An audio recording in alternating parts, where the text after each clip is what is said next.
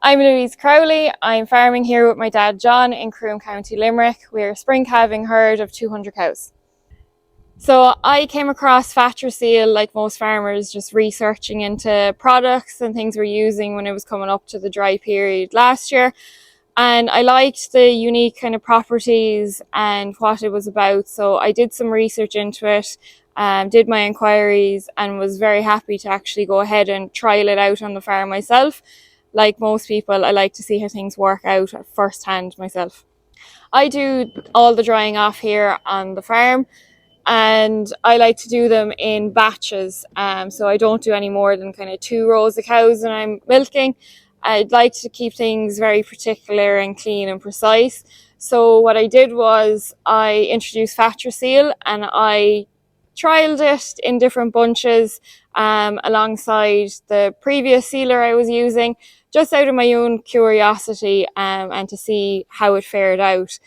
It was very interesting. I had spoken to some other farmers and they thought it was a bit difficult to get the full tube in, and I would have agreed, but I think from trialing it alongside a different brand, there was a difference where is everything I pushed in was actually all sealer with the Fatroseal tube, but the other brand, there was a lot of air in it too, and I think it was kind of a bit deceiving. I personally don't mind it being a bit tougher to put the sealer in because I view it's going to be tougher, to come out during the winter. One of the big benefits that I found with switching to Fatroseal was that when the cows calved down and we stripped them at their first milking, all of the actual sealer came out in that first milking.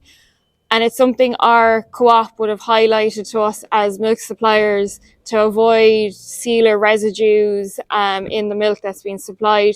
So we were watching it quite carefully and we're very pleased that after that first milking, it was gone. There was no signs of it showing up, which, to me, can only be improving the milk that we're supplying into our co-ops. So milk quality is one of the most important things on a dairy farm, and we're constantly watching cell count and mastitis cases, and especially over the dry off period. There's a lot of factors in drying off cows, from being, really meticulous and clean when putting in the sealer. If you're not clean and you put dirt in there, you're sealing that in. So you have to be really careful at it.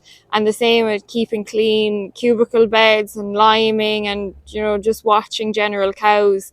It all adds in. But I will say we didn't change any of that other routine in this drying off period, bar switching to Fatroseal. And our first milk recording showed that, cell count levels were actually a bit lower than the previous year. And we are doing some selective dry cow treatments on them. And I found that there was actually no difference between the cows that got an antibiotic and got just Fatroseal. Their cell count was actually very good. So we were very happy in that regard. Another factor that I actually liked about Fatroseal and the brand, and it's probably something that farmers maybe don't really focus on, is packaging. Every day now we're hearing about sustainability and, improving things on farm, and it's the small things that add up. And I'm always very aware of buying products and there's lots of waste and packaging associated with them. What I liked was the box is cardboard, it's all recyclable. And even with the tubes themselves being smaller, there's less plastic.